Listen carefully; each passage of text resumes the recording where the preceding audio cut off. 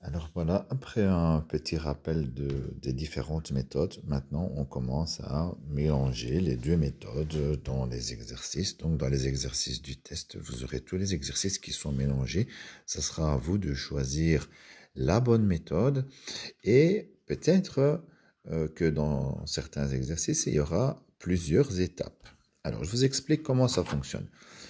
Tout d'abord, numéro un, et ça j'insiste, on commence toujours, si possible, par la mise en évidence. Je regarde mon exercice et je regarde si je peux mettre quelque chose en évidence. Si je peux mettre quelque chose en évidence, oui, je le fais tout de suite, avant de commencer.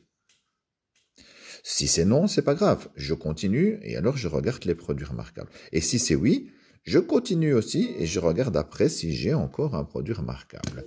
Alors, je vous montre l'exemple.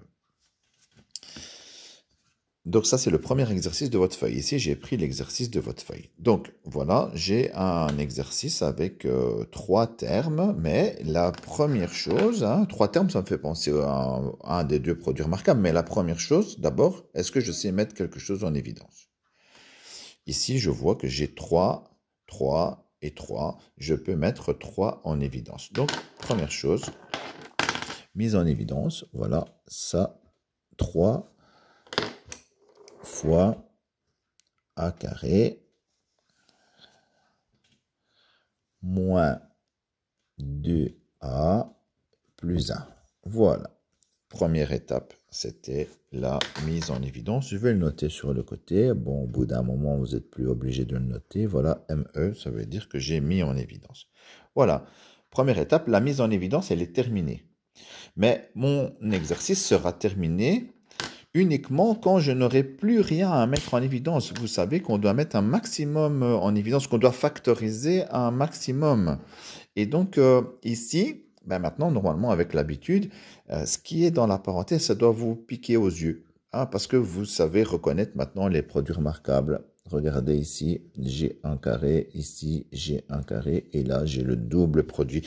Et donc cette parenthèse-là, je peux la factoriser en utilisant les produits remarquables. Donc, deuxième étape, le 3, il est toujours là, mais la parenthèse, elle, je peux la factoriser. En fait, la parenthèse, ça correspond à a moins 1 au carré. Voilà. Et donc ici, j'ai utilisé le produit remarquable numéro 1 pour la deuxième étape. Voilà, maintenant, j'ai quelque chose où tout est factorisé. Je ne sais plus rien factoriser. Et donc ça, c'est la réponse finale. Je vous laisse faire les autres. Essayez en tout cas. On est déjà dans les exercices un peu plus compliqués. Vous essayez.